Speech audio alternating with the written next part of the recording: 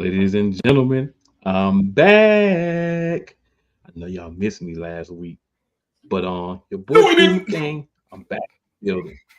You know what I'm saying? I know the show just ain't the same without your boy. I get it, but I appreciate those gentlemen that were able to hold it down for me last week. And speaking of gentlemen that are back, look down this corner. We've got this man named First Place, who's very accurate in his statement. What's up, First Place? I'm here, Couch coach man. back in the building. I'm here, man. Enjoying First the moment, place. enjoying the week by week. As you That's all I should, can man. As say. you should. I've Long got my awaited. fellow co-conspirator on Eagles Nation right there under me, Mr. Sam Shady himself. Yes, sir. Excited to be back for another great week of talking NFC East football. Yep. And then, of course, say the best for last. Maybe, maybe not. I'll let y'all decide that. My man Scrub in the building. What up, Scrub Zero? What? That's crazy. Maybe the best. Just maybe. You know, I'm a Hey, madman. Don't mind me. I said y'all decide. I didn't say yes. I ain't say no. You know what I'm saying? I'm not making the determination. I'm just throwing it out there. Listen, I'm here. So let's get it. So yeah, y'all. Interesting things happening within this wonderful division, and I mean, it's time to get into it. So I want to throw two things out real quick. I just want to remind everybody why this is called the NFC Beast. Why there's a lion with swords busting through your screen when you're looking at the logo for the show. Can you name me more than one division who all four teams have hoisted the Vincent K. Lombardi Trophy? I don't think you can because there isn't another one. And also, technically speaking, the division was undefeated last week. No one lost. Throw that out there. You know what I'm saying? There was one team that did not play, and you can't lose if you don't play. But that's just being technical. Theoretically, nobody lost. This is actual facts. No one received the L in this division this past week. So, that being said, we got to dig into what happened last week in the Beast. We got to start there, right? So, gentlemen, are you ready? As Triple H would say, are you ready? I'm Let's ready. go. All right. So, NFC East, Week 5. The first game with the NFC East person in Week 5 that we'll discuss is the bunniest of games for Week 5. And that would be the Cleveland Browns, 1-4, against the Washington Commanders that are now 4-1. I've been telling y'all since before the draft, one quarterback in this draft was ready to come out and be the CJ Stroud type for his team. Not necessarily as good as CJ Stroud from the beginning, but the head and shoulders starting out better than everyone else.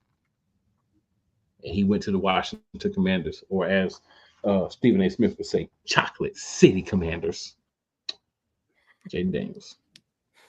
So, Couch Coach, we got you in the building. This your squad. So, to ensure that we steal no limelight from you, my good man, talk to us about your impressive bunny win against the Cleveland Browns. And I do have something I'm going to say later in regards to the Cleveland Browns. I think you know what I'll be talking about. But, Couch Coach, talk to us. Yeah, it was a great win. The 34-13 win of the Cleveland Browns, and I know a lot of people say, "Hey, it's the Cleveland Browns," but a win is a win, especially how this Washington Commanders team has been in this last few years. Dominating win. This is kind of one of those like a complete win. Obviously, you look at offensively what Jaden Daniels did, even though in a weird way, this might have been one of his worst statistical games since the Tampa Bay game, which if you go 14 for 25, 238, and one touchdown, and that could be his one of his worst performances outside of week 1. is impressive. So and then you consider the fact how notorious Jim Schwartz is in his defense against rookie quarterbacks, him able to to have such a good performance on Sunday. And it's just all phases. You look at the running game was well. B Rob did a great job, and just it was a complete effort defensively. We had 7 sacks. You look at Frankie Louvu, when he had 2.5 sacks. Bobby Wagner 1.5 sacks.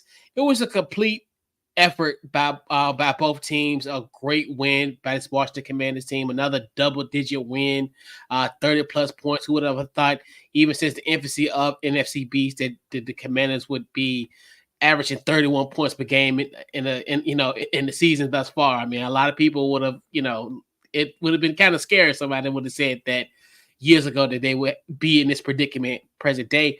And it was a great performance, even to a point where we called the dogs off in the fourth quarter, and our boy, Sam, our boy Marcus Mariota got a little tick. So it was a good day. So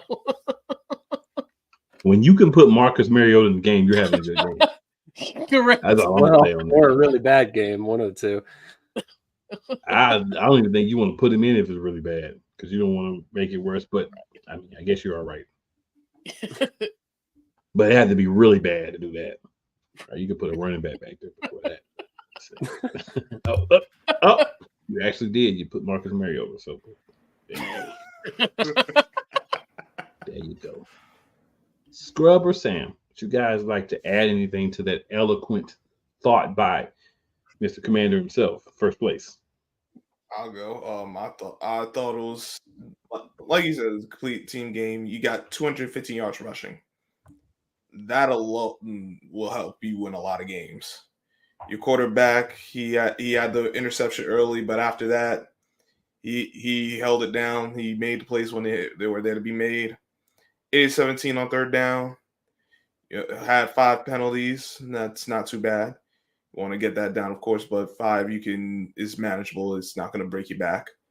Just the 4 punts and the third consecutive game of 30-plus points. Yeah. And I honestly, I thought it was a little wacky how it got to that score, but I thought you guys did a good job of taking advantage of what you need to take advantage of, because Cleveland is just, they got a lot of problems in a lot of areas, from the offense to the defense. I think more so the offense is leading to the defensive problems, and then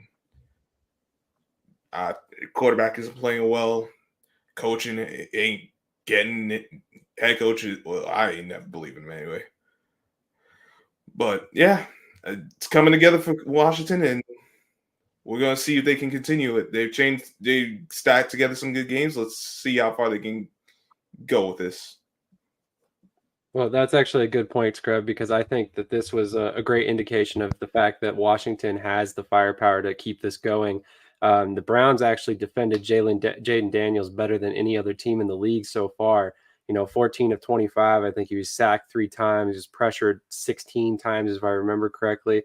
The guy was under duress all game long, and still they find a victory, because nobody can stop the run, So I think Cleveland kind of gave a little bit of a blueprint on how to slow him down, but obviously they still lost the game. So, I mean, Washington's, they're looking like the favorite already really quickly in the NFC East. And I don't think, like Coach said, I don't think any of us saw this coming prior to the season, except maybe Cool, who was a big believer in Daniels. Yeah, I did pick them to finish second in the preseason, of course, behind the Eagles. But I didn't think they would be much improved this year, just because adding him and the Dotson trade hasn't worked out for the Eagles side yet, but it will. It will. It just takes a little time. Daniels is new, so everybody's new to him. So he's like, sometimes you can pick up bad habits when you're around the wrong people. Daniels, it's like, hey, there's 3 or 4 people out here for me to throw to. Whoever's open, here you go. I don't have any connections to anybody more than the other person. So that can a lot of times work in the favor of a young quarterback who has a skill. And an interesting point I learned about Jaden Daniels at LSU, he started using a virtual, a VR mask that kind of helped him go through the playbook and learn all the different plays because the play would be called out and then you'd run the route and you could do it as many times as you want. So he told the Commanders about it and they went and got the same thing and uploaded their plays. So he's able to get a lot of reps without hurting the golden shoulder like a lot of guys are doing because they don't have that VR look to run the play. So smart by LSU, smart by him to say, hey, y'all mind doing it for me? Smart by the Sixers and Commanders owner for saying, hey, if it's going to help our quarterback, run it. So he'll continue to improve. We'll see how the rest of the division does because you know how that goes. This is a division where everybody can decide they want to show up and play. This is a division where people can just say, we just out here and we already packed it up for the year. So we'll see. We will definitely see. All right, so our second game of last would be a shocking victory, I would say. The New York Giants, now sitting at 2-3, went to Seattle and beat the Seahawks 29-20 with big plays. So again, as I did with one Mr. First Place, aka Couch Coach, scrub your Giants 29-20 victory over the Seahawks. Talk to us from a Giants fan perspective, and as well as someone breaking down the game, on what you saw, what you liked, what happened in that game that caused y'all to do the unthinkable. Honestly, it's not that unthinkable when you really look at how the Giants have played. Outside of the Minnesota game opening week, they haven't been out of any game. The two games they lost after that were games that they just fine tune. You get some run defense, you get special teams, you have your kicker, or with Dallas, you could stop the one big play from their offense or convert some big plays yourself on offense. You might be looking at 4-1 right now. As it pertains to this game, obviously the first drive, it looked like it was going to start off ugly again. Opening snap, Daniel Jones trips up, and you're already behind the sticks. But they did get out of that situation, surprisingly, with some screens. Haven't seen that in forever. Then they actually start moving down the field. Then Eric Ray fumbles on 4th and goal. That gets taken back for a 101-yard return. And you're just like, it had the feeling of here we go again. It's gonna be another one of those games where you have something promising, if you fail, and then the rest of the day they can never get it back.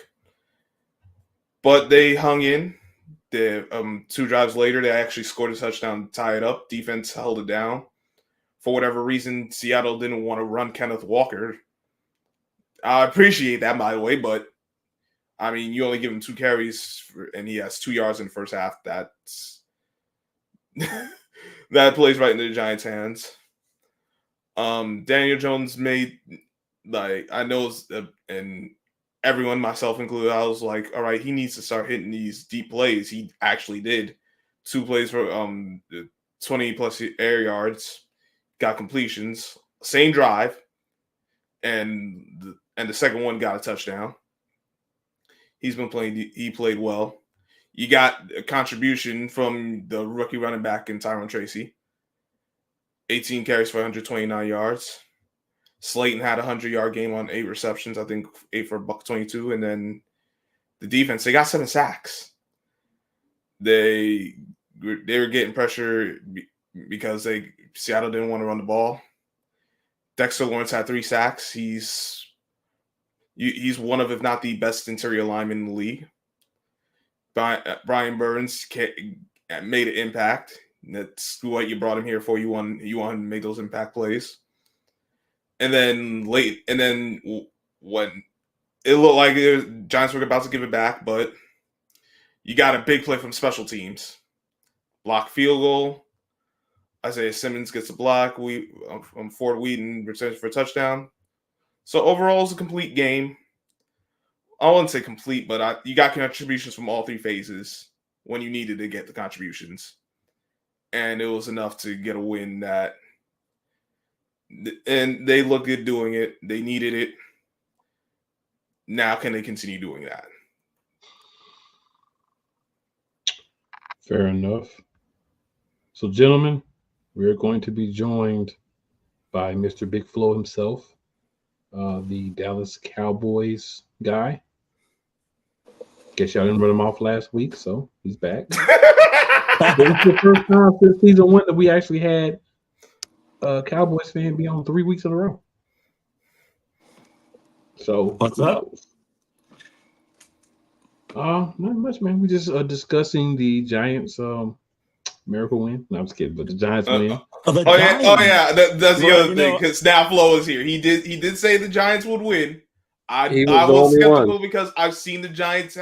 I've seen this story before, but they actually pulled it out. I tried to tell you.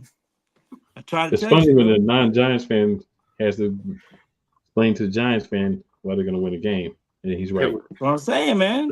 It was a hilarious exchange for sure. I even said "Go Giants" at one point.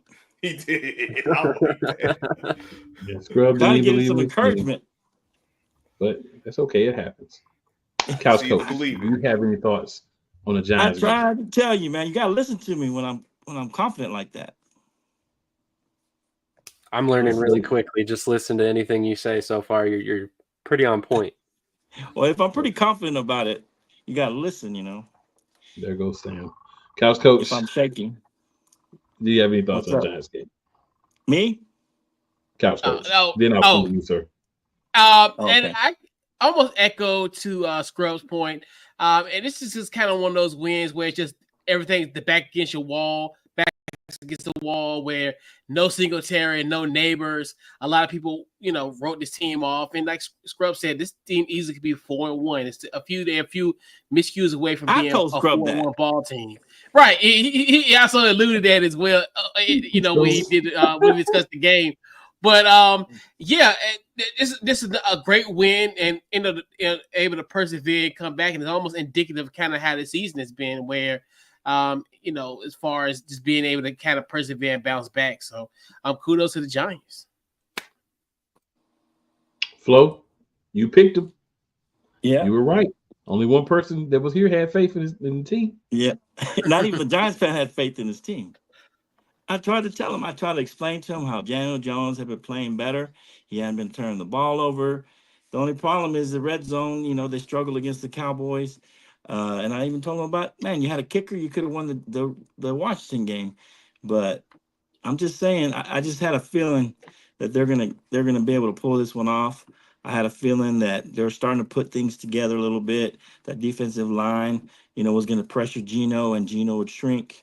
Or start to shrink. He always has an expiration date to me, and he showed that again this next week again. So I knew that this was a good chance for him because how they played, and then I also mentioned who they played to see compared to who the Giants have played, and so I just thought they were in every game pretty much for the Giants. I think except for one game, they were pretty much in every game, and they had a chance to win every game. I think except for that Vikings game, but.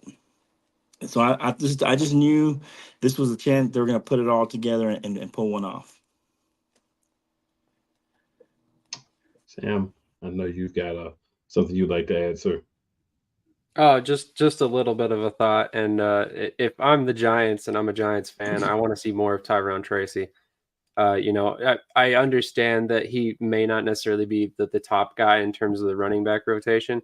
He doesn't necessarily have to be. The dude's a former wide receiver. Start splitting him out wide, get him 7 to 10 touches every game. It doesn't matter how you do it. Make sure the ball is in that guy's hands. He's a big play waiting to happen. I think he had three runs of over 10 yards in this game. I think he's a guy that you have to get more involved going forward. All I'm going to say is I have no comment on teams that have a guy a running back that they don't use who can catch the ball as well. Because I would be hypocritical if I told everybody else to do that when we won't do. So, good win, Giants. Number one. I was gonna say Good good win, win, Giants. Giants. I'm gonna leave it there. All right. So next we'll go to Flo, who slid in right at a good time.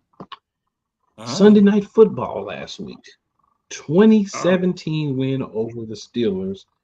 Dak, not the best overall game, but he got it done when it mattered the most. And they won. Yeah. So Flo, you are the man when it comes to the Cowboys. Talk to us. Yeah, I mean, I had mentioned at the end of the show that this was going to be a good game because it was prime time, and I mentioned that the Cowboys are 1-2 in prime time wins as far as how many wins they have overall. So I knew this would be an entertaining game.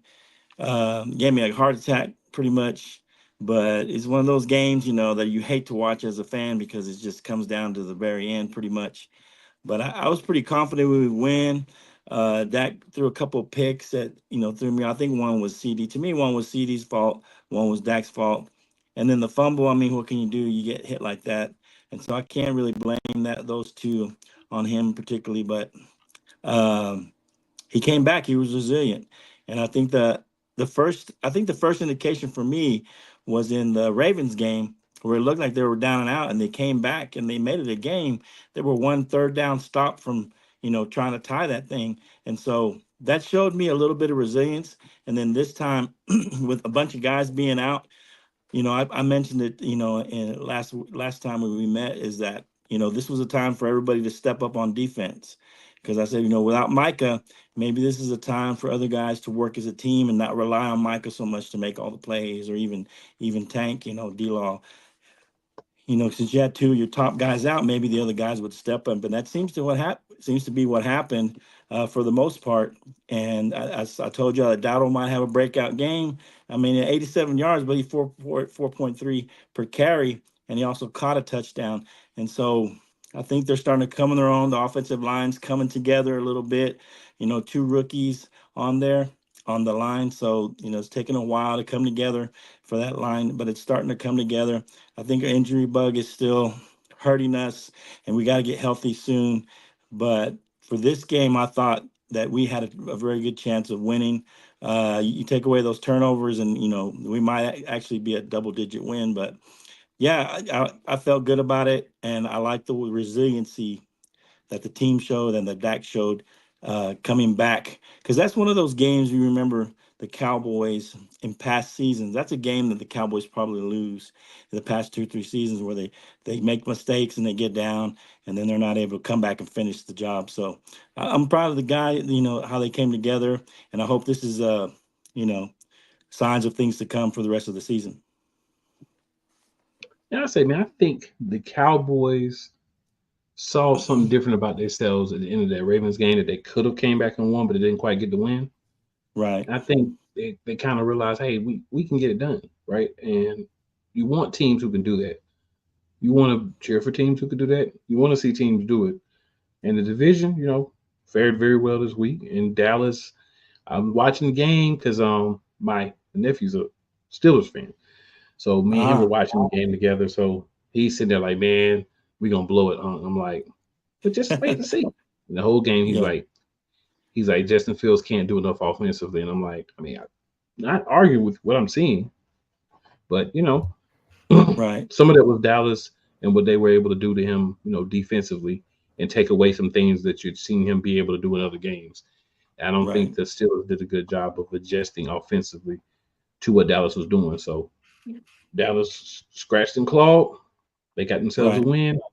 And, no one lost in the NFC Beast last week. Yeah. NFC Beast. That's the thing. The Cowboys took advantage of the Steelers for whatever reason. They didn't adjust. I don't know if they couldn't adjust, or they were unable to adjust for whatever reason. And the Cowboys just hung in. They just kept attacking. They stuck with the run game though I would like to see more runs. They did stick with the run game, which was good to see. You got 20 carries for Rico Dowdle. I don't know how much you want to continue having him do 20 carries. You didn't know better than me, Flo, in that regard, but you do want to try. You do want to get the carries north of 25 per game. Mm-hmm. Keep things at least somewhat balanced, so Dak ain't they'll end up with all those dang picks. Yeah, like I know, you're gonna have some bad luck, but we trying to keep them under 30 passes. Well, to be fair, the Steelers really had a pretty good defense. I think they were top 5 in all the categories, so they had a solid defense. It's not like we were going up against a scrub defense. So. Right. No, I know. Yeah, but I mean, like I told you with the Steelers defense, it's CJ Watt or bust, and we saw how that went. It was TJ Watt early, and then it was bust late. Exactly. Now the one thing y'all got to fix, these damn penalties. 11 for 87 yards ain't gonna cut it against the team that does a better job of moving the ball, because Steelers barely got over 200 yards of offense. So you go against a team that can move the ball better and convert on third down. That's gonna end up costing y'all. But y'all did good on third down yourselves, 9-15. You only had the one punt and 2 sacks allowed. Yeah. So just continue improving and try to cover up those weaknesses. Continue just however you got to win. If it's going to be ugly, win ugly. If you could blow them out, blow them out. Just find a way to continue. I have a feeling this is how we're going to win all year. It just feels like it just has that feeling. That kind of season, which is I'm going to be, I'm going to age about 10 years by the end of the year. But if we win like this and we're on top, I'm okay. But it's going to age me by the end of the season the way these games are probably going to end up going. Any other thoughts on this Cowboys Steelers game?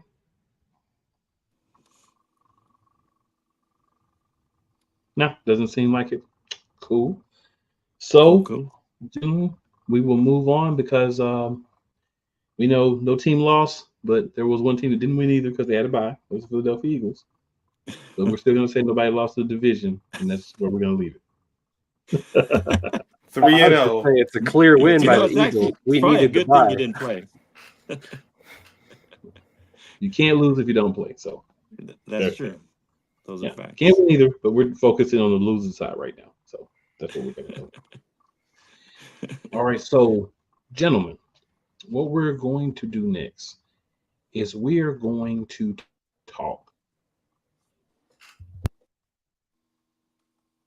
about because we're right around that mid-season, well, not mid-season, but quarter season mark. So kind of who are some players that have stuck out? If we were picking awards, season-ending awards, so this is going to change more than likely, right? Because it depends on how people do for the rest of the season. But right now, if we're picking your team's most valuable player, offensive player of the year so far, defensive player of the year, rookie of the year, and your best free agent addition, who would it be? So what we're going to do is we're going to go in the order of placement in the division. So, Mr. First Place, start us off. Temporarily. We're here to stay. But oh, he's confident now. All these years in the cellar, now he's confident. Hey man, you got to. Hey, the basement baby got to come up at some point. Okay. But anyway, so we'll see. All right, so we got MVP. Yep, November 22nd. It's on. But anyway, we got Jay Daniels. we got so Jay Daniels will be my MVP. I like it. Obviously, what he has done, 77% completion percentage, 4 touchdowns. Enough said with that one. Offensive player of the year is going to be Brian Robinson, 5 touchdowns on the season. I kind of wanted to put Terry in that equation, but I definitely want to put B-Rob in that. B-Rob is offensive. Defensively, I'm torn as well. Like, this is the perfect year to have these awards and you feel torn. So I'm going to say Bobby Wagner. And then with him, obviously, leads the team with 44 tackles and 2 sacks. My rookie of the year, because I didn't want to do like kind of double dip. Sometimes I double dip my honey mustard if I eat by myself, but I'm not gonna double dip tonight. So I'm gonna give Rookie of the Year. It's a cross between Luke McCaffrey or Mike Sandstrom. I think Mike Sandstrom, he's has 22 tackles on the season defensively, so I'm gonna give him that nod. Best free agent addition, like I said, I don't necessarily want to double dip because I did want to do Bobby Wagner. He does deserve honorable mention for this one. But since I couldn't give it to Frankie Louvu, I'm gonna give it to Frankie Louvu on this one as far as free agent acquisition. But in all seriousness, if I didn't double dip, it would be Bobby Wagner. All right, Flo, on you, big dog. Oh Your man, second, so it's on you. You got me a little bit unprepared, but give me the list again, and then I'll try and give them to you. Sure. One by one. So your MVP. MVP. I'm gonna have to say Dak. He has come through. He almost brought us back in the Ravens game. He's got over 1,400 yards. He does have the 4 picks, but 2 of those were in his last game, and one of them I can't put on him.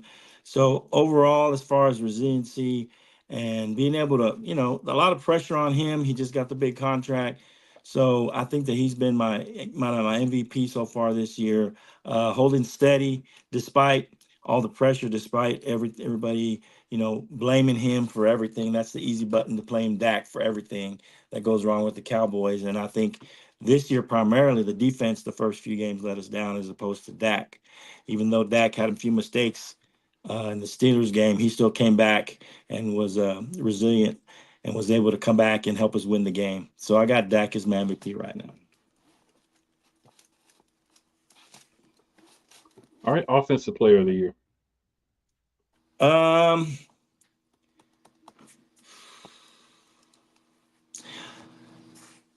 I don't know. I'm gonna go right now. CeeDee Lamb, I guess. I mean, CeeDee Lamb, he's only got 2 touchdowns, 378 yards, but he's come up with a few big plays.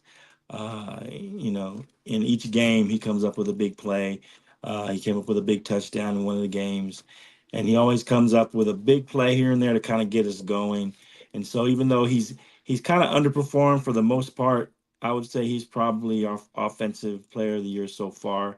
I would say maybe Rico Dotto a close second, but just because he's starting to come in his own. But I guess CeeDee Lamb would be my offensive player for right now. All right, Defensive Player of the Year. It's a tough one. Had a lot of injuries on defense. I'm gonna say DeMarvion Overshown. I think he's got 34 tackles. He came back from a tough injury, maybe a comeback player for me too. It's his second. He was injured before the season last year, came back, and I think he's got a lot. He shows a lot of heart, a lot of hustle. He's 6'2", 220, but he can really get up and move when he needs to. I like the way he moves around. He's still learning, but right now I give it to him.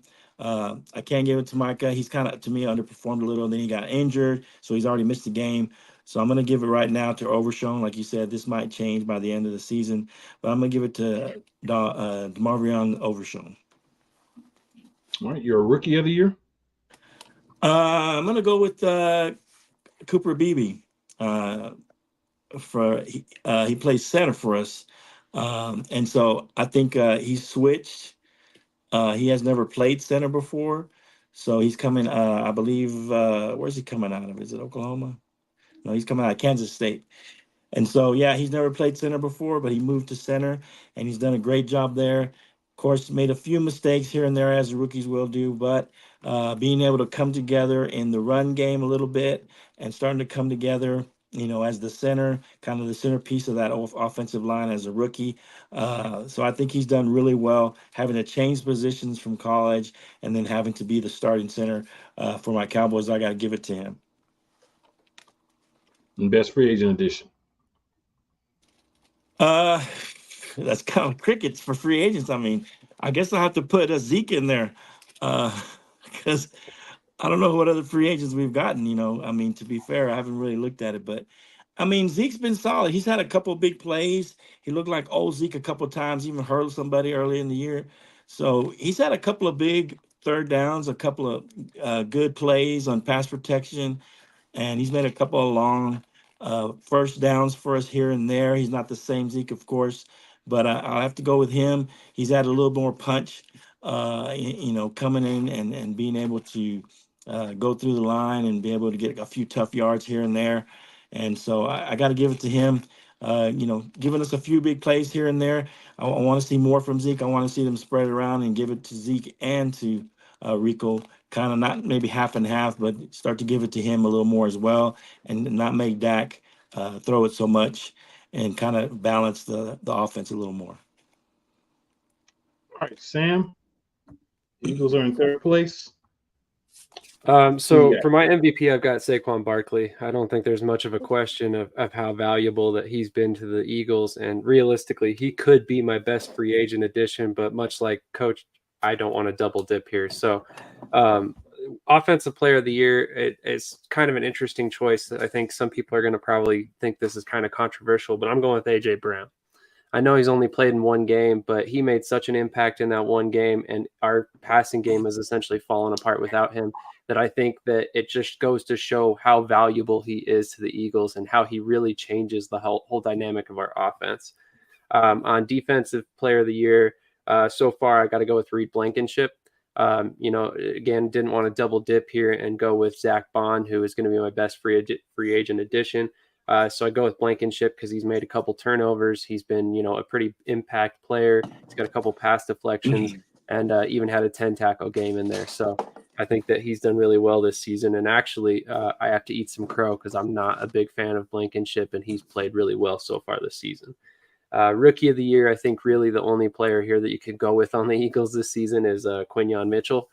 Most of the other rookies haven't really played much. Cooper DeJean started getting some playing time recently, so I think you could maybe throw him in the mix after a couple more weeks, but right now it's got to be Mitchell for me.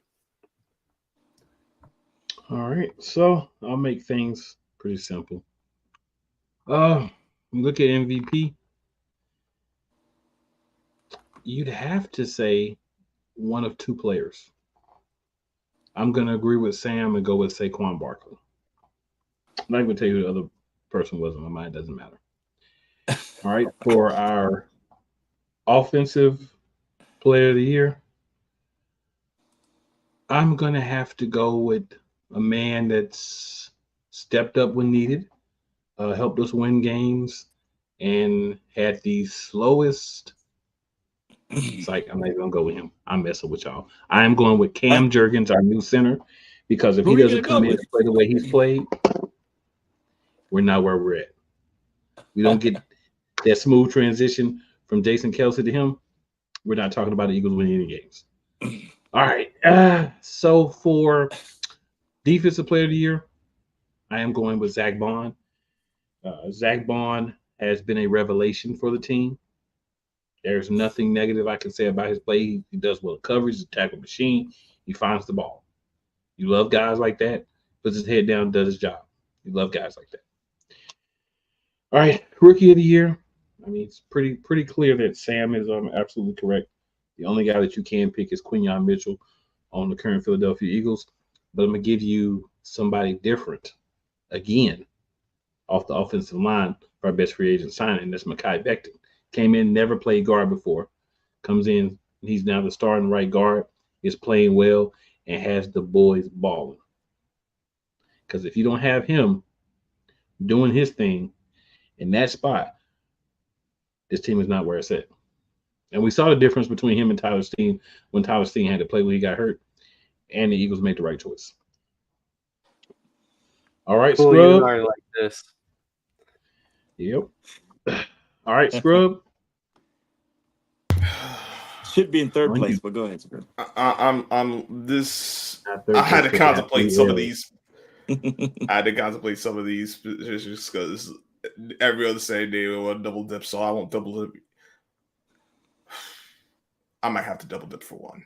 Double dipping is not allowed. That's just people's preference. Like you can triple dip if you want to. You know what I'm saying? Yeah, gotcha. This is MVP. your cheese stick and your mozzarella cheese stick and your sauce. MVP is definitely Dexter Lawrence. Okay. Wow. He's started stirs a drink. And we see it with this. He was also my defensive player of the year. I couldn't get you to say Daniel Johnson. Man, listen, dog. Daniel Jones is playing well. I mean, come on. He hasn't played way every game though. Okay. And that's why I can't pick him. Oh, come on. I would have picked Malik Neighbors, but he just missed the game. So the guy I got a pick for offensive player of the year will be Andrew Thomas. Because he's done what he does. He's done a good job in blindside protection. He's done a good job in run blocking. He's been their best offensive lineman. So he's offensive player of the year. Offensive rookie would be definitely Malik Neighbors. That goes without saying.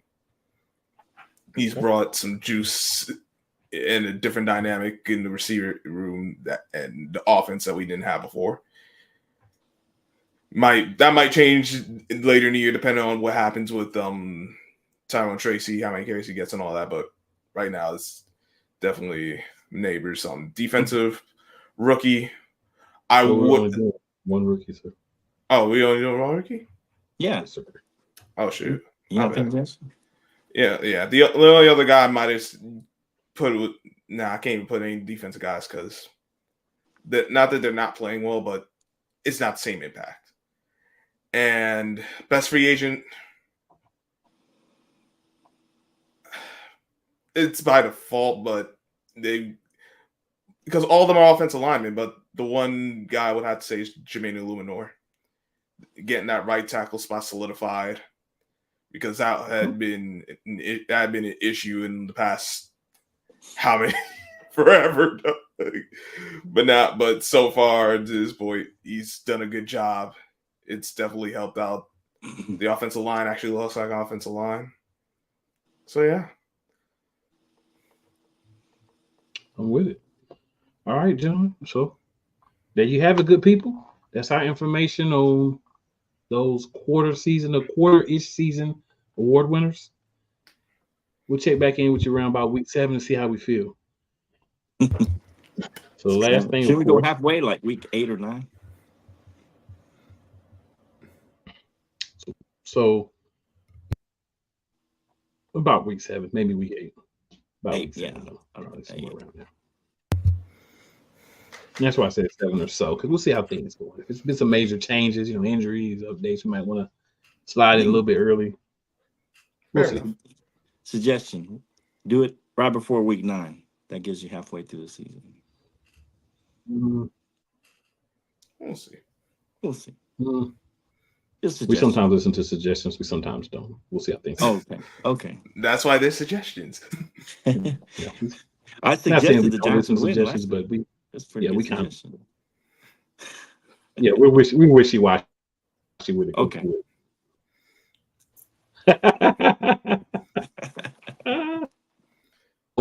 Sunday, October 13th, 1 p.m. They tried to steal it. CBS said, Washington Commanders 4-1 at the Baltimore Ravens 3-2.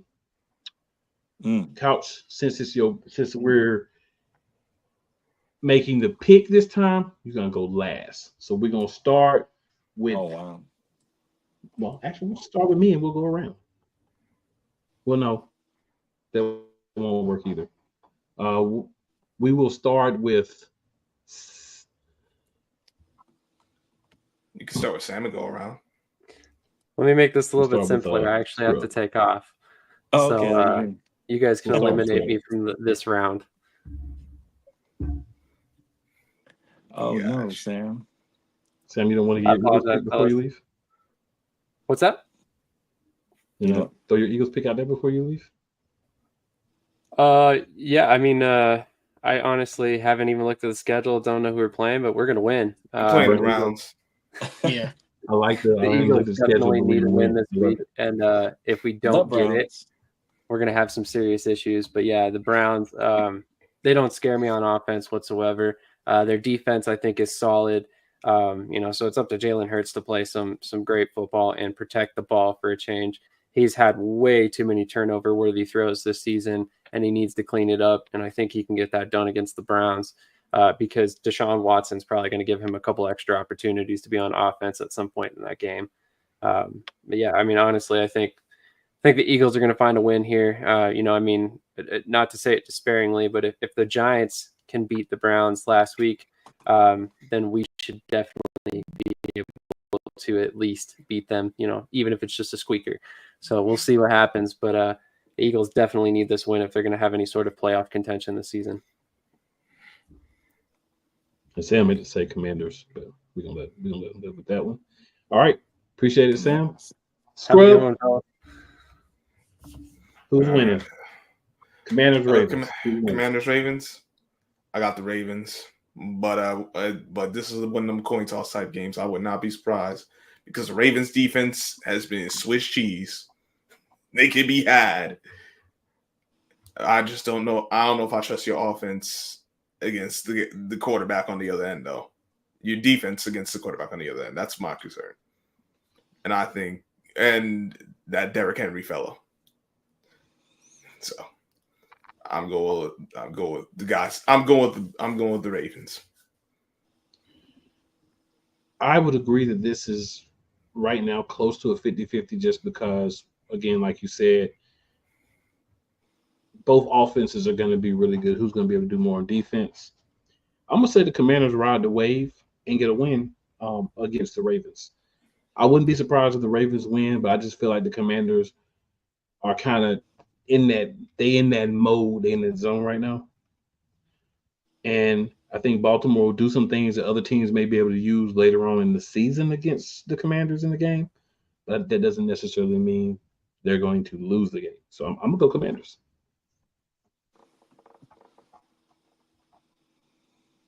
On you, Flo. Oh, it's a tough one because Commanders are playing well. Jaden Daniels is playing well, of course, as a rookie. He has 1,100 yards, but he only has 4 TDs, in passing, even though he's passed quite a bit. So that surprised me a little bit when I looked at it. But he's still playing well. They got one of the top offenses. I think they're number 4 overall in offense. And surprisingly, despite the Ravens defense hasn't been as, typical Ravens defense, I think they're still number 1 against the rush, and that's going to help them in this game. To make Jaden, like I said this last week, make Jaden more of a passer, keep him in the pocket, keep him contained, and don't let, Robinson get off and kind of keep him, make them more of a passing team, especially if the Ravens can get up on them early. And the thing about Washington is that I think they're like 21st against the rush, and the Ravens are number 1. And so they're going to be running, I think, quite a bit on Washington. And so with him and Henry, I just feel like they're going to get up on them early, and Washington's going to quickly have to turn into a passing team. And I don't know if Jaden Daniels is ready for that. I'm not saying he can't do it. He might be capable. I mean, he surprised us all year. Although I thought he would do well with Kingsbury. I said that from the beginning of the season. I like Kingsbury with Daniels. But I think if they turn him more into a passing guy, make him have to kind of pass it more because they're behind and that kind of thing. And then also the Ravens run the ball quite a bit and kind of eat up clock and give him less time. It's going to be more rushed as well because they're going to have to start, getting points quicker and sooner. So I feel like the Ravens might jump on them early a little bit and then turn the Washington team into more of a passing team, and even though they like to be more balanced. Of course, they like to run and along with Daniels likes to run a little bit. So I'm gonna go. I think it'll still be a close game. I think what'll happen, Ravens will jump out, and I think the Commanders will make a run and make it close. And I think Jaden will show that he can possibly come from behind, but he's just going to fall a little short in this game.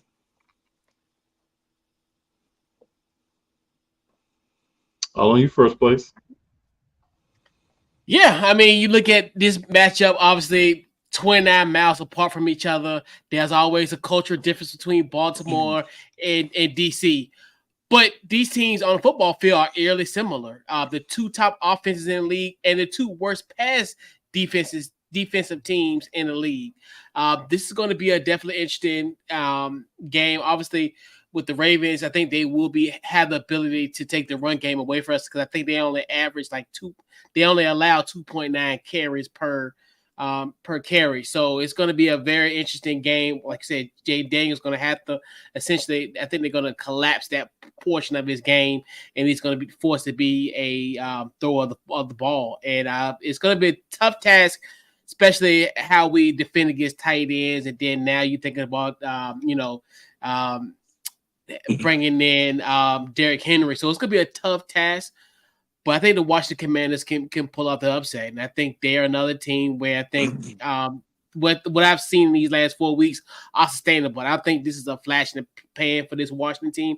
I definitely think they have an ability to win this football game. And it almost, nearly 8 years to the day where my former fearless leader, Big Kirko, win the Baltimore and won.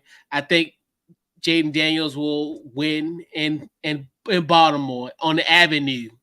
So give me the Commanders. All right. Then 1 p.m. Eastern, we have the Philadelphia Eagles at 2-2 hosting the 1-4 Cleveland Browns. I'll just go first this time since I'm already talking about it. Philadelphia should win this game. I'm going to be very disappointed if Philadelphia does not get a win in this game. A lot of things will still work out. Cooper DeJean will be starting in the nickel or the slot corner. So that'll be new. He hasn't gotten any real work yet. So this is, coming out of the bye week, you got some extra time for him to kind of understand the offense, get comfortable with it, verbiage, all those things. So that's a new start that's going to be there.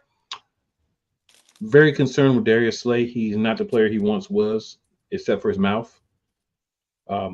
Some could say the same for Chauncey Gardner-Johnson, but I think just momentary lapses, right, kind of got him. I still see him covering. I still see speed, but he has been burned a couple of times. So just always making sure you're not the guy that gets, handled. Offensively, we talk a lot, even Sam, about Jalen Hurts turnovers. But, I mean, if you watched football last Sunday, right, you saw a bunch of turnovers from every quarterback. You saw a bunch of missed throws. So I think fan bases kind of want their quarterback to be perfect. Well, I have news for you. And I'll say this for every team that's represented here. Our quarterbacks aren't perfect. They don't make every throw. They fumble the ball sometimes. They miss a guy that's wide open. They don't make the right read sometimes. And if you want them to be perfect, then you try going out there and doing it, and you'll understand why they're not perfect. But a lot of the times, most of the times, Hurts is able to come back and make the plays after his mistakes, right? Sometimes play calling affects us. This is a run the ball game. Cleveland is going to give you running yards based on what the Commanders were able to do last week. Run the ball. Will they? Will they not? I don't know how cute our coaches are going to get. So I'm not expecting a blowout win, but I am expecting to at least win against the Cleveland Browns. We can just swing around. Flo, you can go next, and we'll swing all the way around. Scrub, you can go last.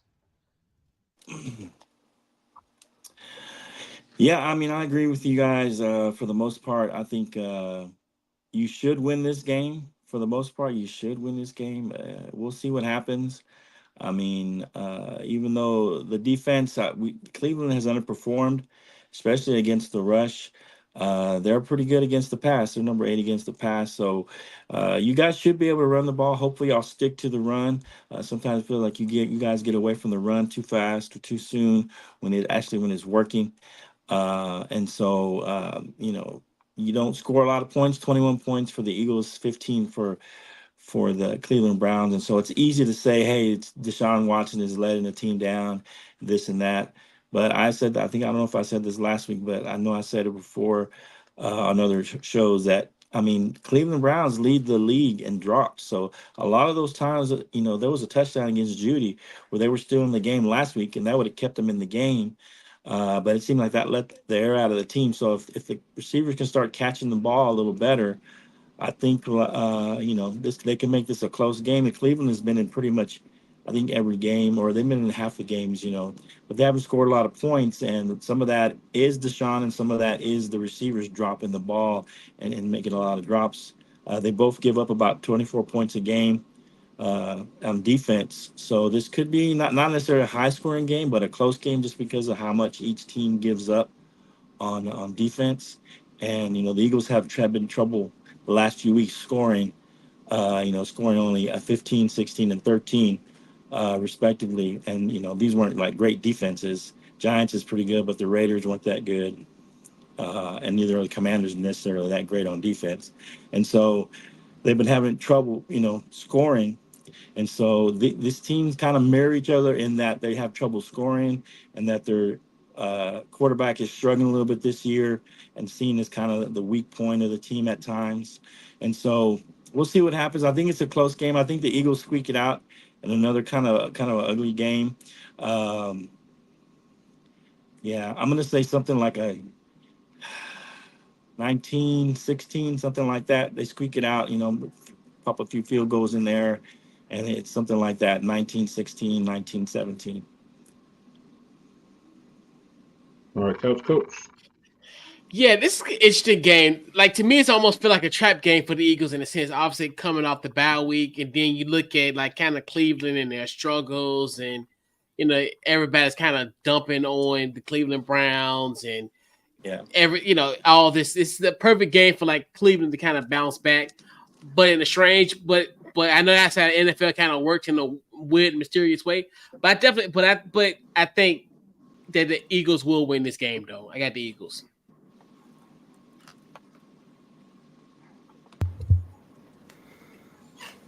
That's on me. All right.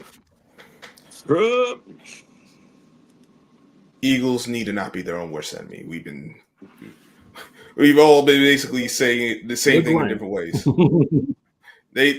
Because you're going against a team that's had a lot of issues and a lot of phases. I know Eagles had their issues, but you're coming off the bye. Don't get off to an auspicious start. Don't make them think that, we can start getting some of this together no. Let it if you start off on offense, get an early score. Let them know, dang. Put that pressure on the offense. If defense come out first, force a turnover, get a 3 and out, keep them off the board, and let them know like this. We really are as bad as the tape says we've been playing. That's basically what it's got to come down to. And you like your best players got to be your best players.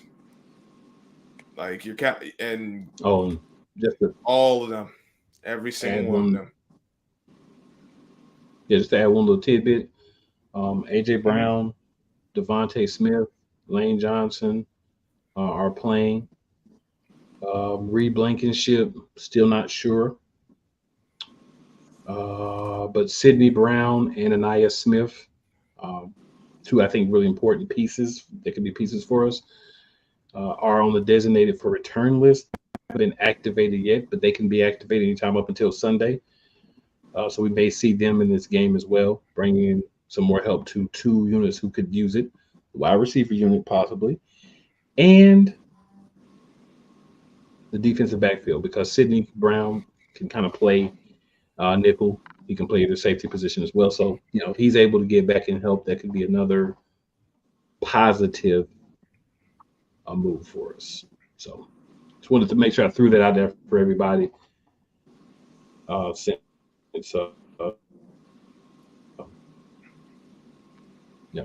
haven't had AJ Brown since to see him actually on the field and on the sideline with a towel on his head. That's why he's our guy. Big money AJ. All right. Then we've got a 4:25 p.m. very pivotal matchup here in the NFC as a whole. Coming off their bye as well, the 3-1 Lions are going to Arlington to play the Cowboys, who are 3-2. So, I'll let you go last. That way you can Make sure you have the last word on your team. I'll go first. So the Lions and Cowboys game, I think, is going to be a very close game. I think Dallas has showed us that they have that belief in each other. They can come back. You can't just jump on them early and they give up. They're kind of a team that showed that, hey, we'll come back. We'll find a way to get back in the game. But the problem is, the Lions had two dudes that run the ball like rabid wolf animals on steroids, and David Montgomery and Jahmyr Gibbs.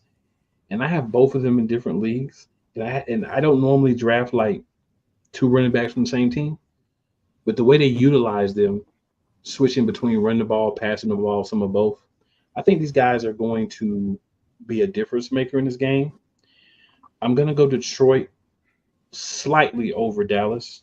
But as I said in the Commanders game, I wouldn't be surprised if Dallas is able to turn the tables and get a win if they're able to, stick close and minimize the amount of possessions that Detroit gets. Scrub, who you got? I got the Lions. Like you said, I won't be surprised if the Cowboys win. If the Cowboys are going to win, I think they're going to have to. They got to win the turnover margin. They got to force at least one. I'd say probably two, and no more than one themselves. I think that just favors the Lions. They got those two backs. They got the wide receivers are pretty damn good. You got the tight end Laporta. He's a difference maker. And now we're gonna see which Jared Goff shows up, because last we saw him, he was 17-17 on Monday night, shredding up the Seahawks defense. But we've seen the Seahawks defense have their issues.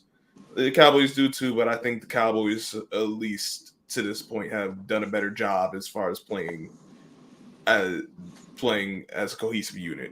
So, like, basically, you got to take away the run game somehow, some way. Force Jared Goff to have the ball in his hands. Force him to throw 35, 40 times. If Cowboys can do that, they got a great chance to win. If it's the two running backs going for like 30, 35 carries,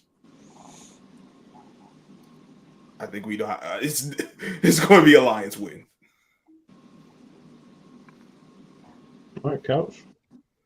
Yeah, I definitely think this is going to be a closer game, because I know a lot of people always look at this Lions team as almost like contending.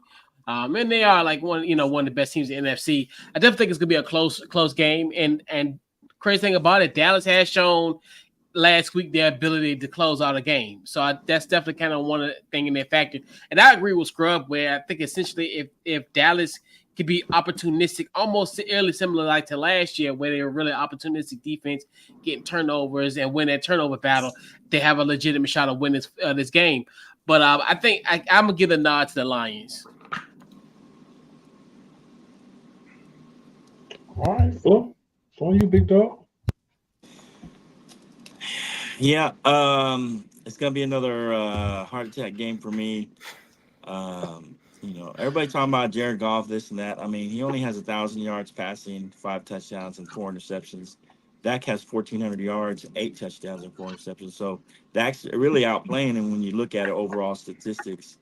And I think that their defense is really good against the run, which hurts us. So we got to really make sure we stay with the run. Our offensive line's got to come together a little more and don't go away from it. We got to stay balanced.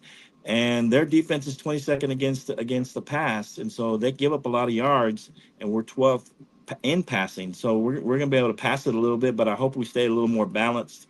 And I think that the fact that we've lost at home already a couple times, I think they're going to be motivated to win a home game in front of the home crowd. We won so many home games last year, the last couple of years.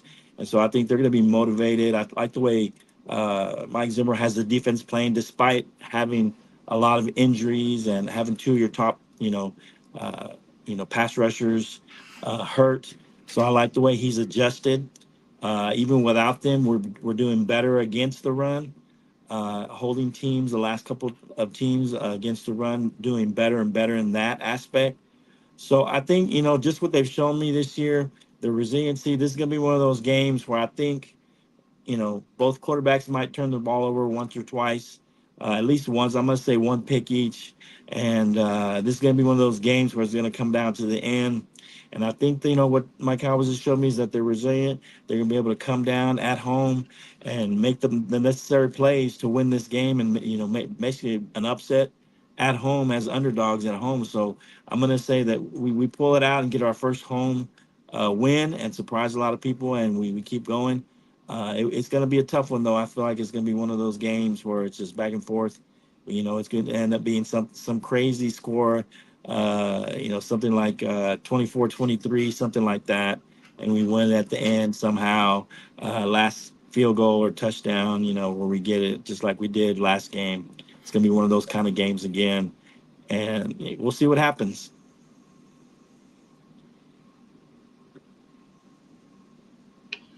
Absolutely. And then we have our final divisional game, 8:30 p.m. NBC Universal Teleextos. The 1-4 Bengals at the New York Giants, who are 2-3. Would you like to go last or first? I'll let you pick, sir. I'll go last. All right. So I guess we'll start with me so he can be last. Or we can start, we'll start with Couch Coach and he can be last. Couch, who you got winning this pivotal, season-altering game? What are these teams is done after this game? This is a very interesting team. These are both interesting teams. I'm going to say this, and I'm going to say this respectfully. I think the Cincinnati Bengals are by far the greatest 1-4 team I've ever seen in my life. I've only been on this earth for nearly 40 years, and I've never seen a team this good be this bad record-wise, 1-4. Something's got to give with this football team. Something has to give with this football team. And it's going to start this week. Give me the Bengals. Okay. Flo, you got it. Whew. I struggle with this one, like you said. It's got to be one of the best 1-4 teams you have.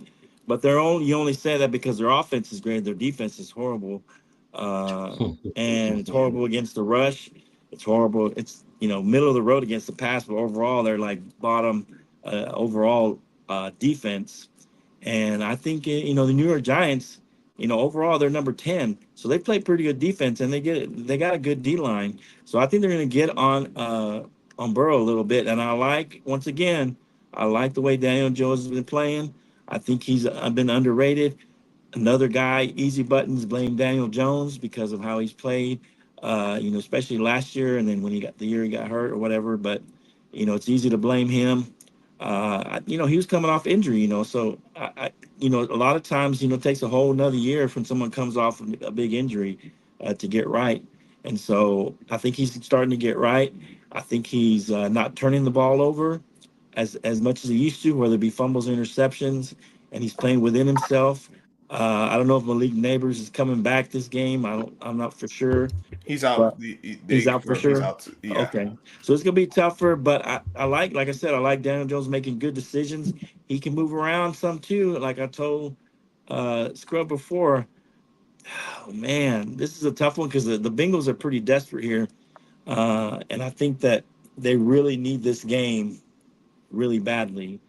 But you know what? I'm tired of picking the Bengals, and they've lost too many games. I think the Giants are going to get them. I mean, the Giants could be 4-1, like you said, at least 3-2. A couple of breaks here, an actual field goal kicker there. I mean, the Giants are right there. I'm going to say the Giants upset the Bengals, I guess, because most people will probably pick the Bengals. I'm going with the Giants. Go Giants. Go Daniel Jones, Danny Dimes, throwing some dimes out there, man. I'm telling you, you got to believe, Scrub. So I'm going to go Bengals. I think the Bengals. You know what he's doing? He's doing the reverse jinx. He's going against. I'm going with form. You're going against him. Yeah, I was going to Bengals the whole time. The Bengals like Couch said, they're much better than their record. They got to start proving it. This is a team that, yeah, the Bengals don't have the best defense. We know that.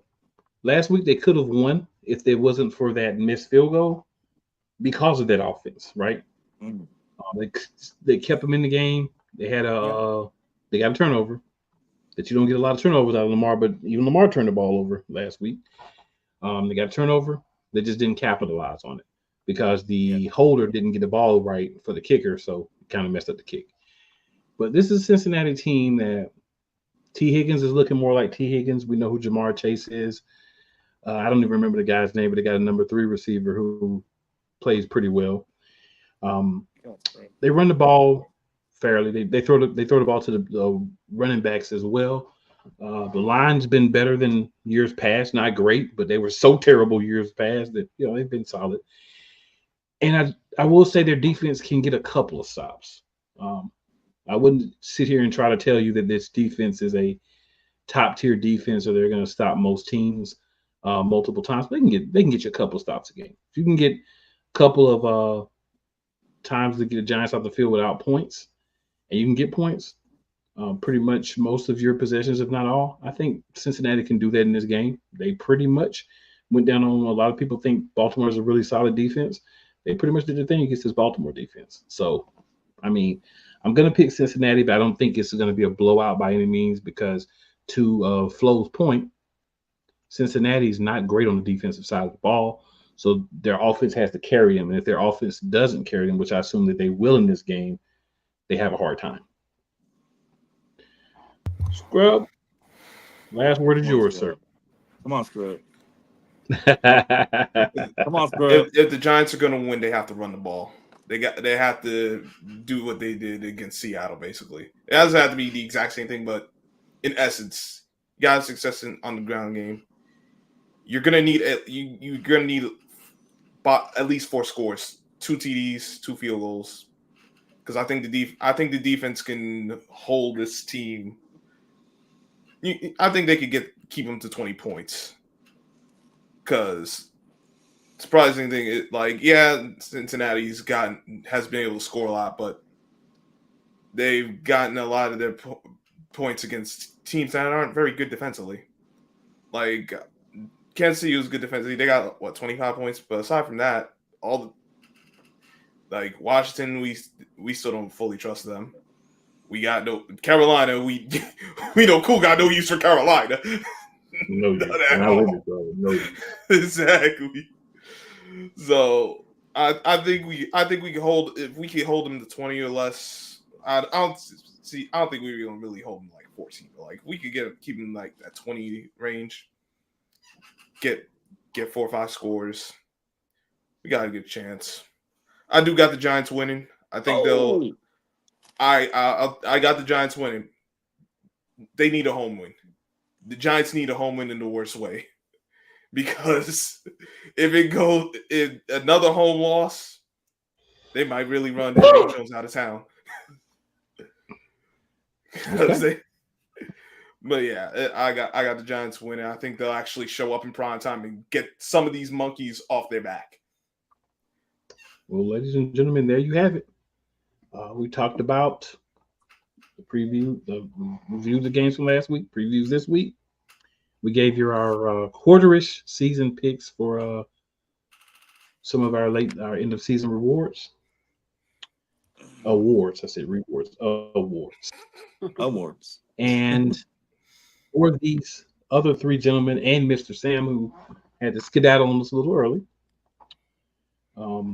we will return next week.